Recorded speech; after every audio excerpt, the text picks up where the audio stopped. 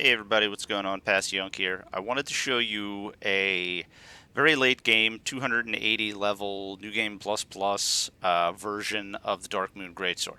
Now, what's cool about having it be such a high level is you can hit your hard caps on both strength and intelligence. So you can play the build two totally different ways. You can play it as a pure caster, where you're just basically using your incantations and your charged R2s, or you can play it as more of a hybrid, I guess, if you want, where you're using it as an actual melee weapon and just using your charged R2 and you buff with Golden Vow. So we'll go over the gear that we're using. Obviously, Dark Moon Greatsword. This is what I use in my offhand when I'm doing the caster version, and this is what I use when I'm doing the melee version, where I'm basically just using the charged R2s and meleeing things. As far as the gear that goes along with it, you can pretty much wear whatever you want.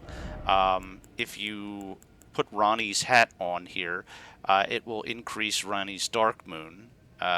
So I think you get like, I don't know, I think it's like 10% more. So that's an option if you want to do that. Obviously, there's other helms that will just increase your intelligence slightly, but for a build like this that's, 280, these helms really don't matter. The only other thing you might want to consider doing is wearing heavier armor to give you a higher poise and obviously just better overall damage negation. But anyway, this is what I have on right now. So the choice is up to you. As far as these go, the Shard of Alexander is amazing just for flat out damage. The Dragon Crest Great Shield is this is our damage negation, especially if you're not wearing heavy armor. It's the best physical damage negation talisman in the game. Godfrey's Icon, this helps with your charged R2s, which you're going to be using a lot of both in the melee version and in the caster version. And this, especially for the caster version, because you're doing a lot of magic damage based attacks, this is going to increase that a lot. So, the physic, you can go several different ways with the physic. You're always going to want to have the magic tier in there for the magic damage. Go over a couple options real fast for what you can use. This is good because using your charged R2 costs a lot. I have 35 into my endurance right now, so I can get 3 attacks out of it. Usually, especially at lower levels, if you're doing a 140 or 150 version of this build, you're only going to get 2 full charges before you're 100% bone dry. This one's obvious. It's just always in there, no matter what. This one is interchangeable, especially at the higher levels if you want. Say you didn't hit your strength cap and you wanted to put the strength one in. These are also viable options. So the choice is up to you. You can basically use whatever you want, with the exception of, for the second slot, with the exception of this one, which you're pretty much always going to want to have in. Let's go over the actual stats. Okay, now, whether you're doing a 280 or a 150, I always go with 60 vigor. You can always put in, you can always go with 50. 50's fine. You can get away with 50. Mind, you're going to be using a lot if you're doing the pure caster. So low level one, you're going to want to have a minimum of 30, 35. Upper levels, obviously, I have 50, so I have more. I have to potion less. Endurance, the higher it goes, the heavier your armor. Endurance is just always good. It's one of those non-sexy stats, but it keeps you rolling, it keeps you casting, it keeps you alive. Strength is going to help the physical damage when you're actually hitting things in the face with this weapon. So the intellect is going to help your charged R2s. The dexterity, by the way, that's just like a third. So once you hit your hard cap of 80 for strength and int, you can start pumping into dexterity if you're still playing this build into the upper 200s, the 300s, and so on. But first, you're going to want to get a minimum of 50 int, because that's just what this weapon scales best with. It's B scaling when it's maxed out. So you're going to want to get a minimum of that. I believe that is the soft cap as well. Then you can start putting into, depending upon what your playstyle is, you can start putting more into strength. If you plan on basically using it as a melee with the R2 as your other attack. But anyway, if you're using casts, if you're casting Dark Moon, if you're using whatever your incantations are that you decided to go with, you're going to want to put more and more into intelligence. 80 being the hard cap. So obviously we're 280. We have the hard cap on both of them. The reason I have 25 in Faith, you don't have to put any in Faith if you don't want. I have 25 just so I can cast Golden Vow, because I use that when I do the melee version of it. So something to consider. You don't have to put any in if you don't want. Arcane, also, you don't have to put anything in at all. Period. Let's see, anything else to go over? We did the gear.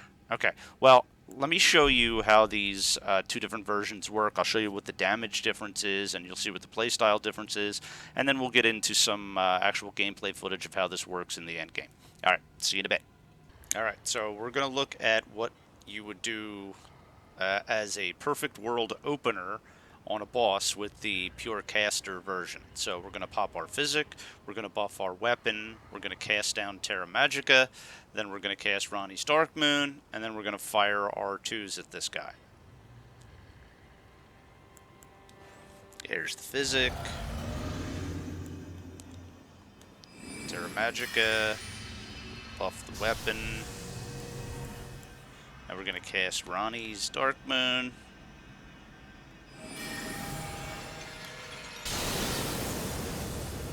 Now into charged. And he's really, really hard dead.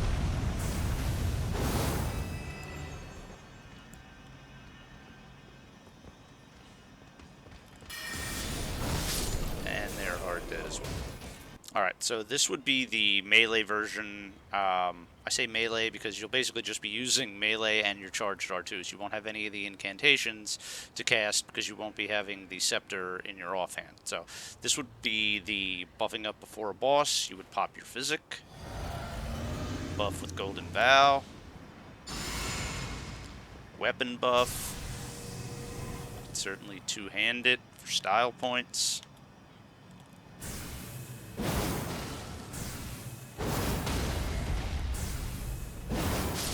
Okay, so it still takes 3 hits, but now we don't have any incantations for these guys, so you can charge R2.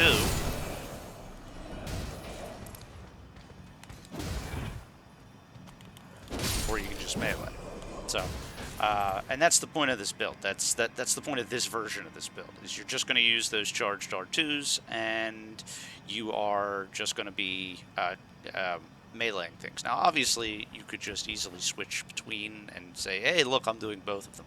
But sometimes people don't like to have the pain in the ass of doing that. Also, if you wanted to prioritize one, like say you wanted to just mainly do the charged R2 in the melee, you wouldn't put as many points. You would maybe get to 50 on int and then start just going mostly strength, so you'll get more out of your actual melee swings. Whereas, obviously, vice versa, if you wanted to be mostly using your incantations, then you would pump mostly your points into intelligence for damage, at least until 80, until you hit that hard cap.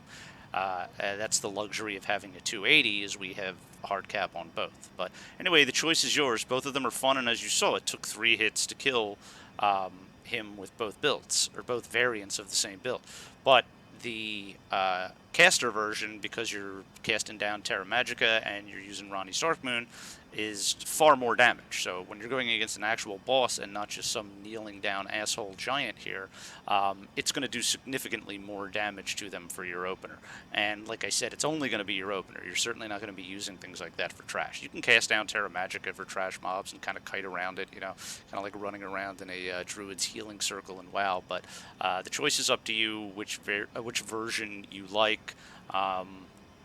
The melee one being a little more simplistic and having less buttons to push, the other one being more damage. So, choice is yours. I personally, I kind of like the caster version better, even though it's more button pushes, but that's just me. So anyway, let's get into some actual gameplay footage and show you what this build can do to New Game Plus Plus enemies. Sun up, sun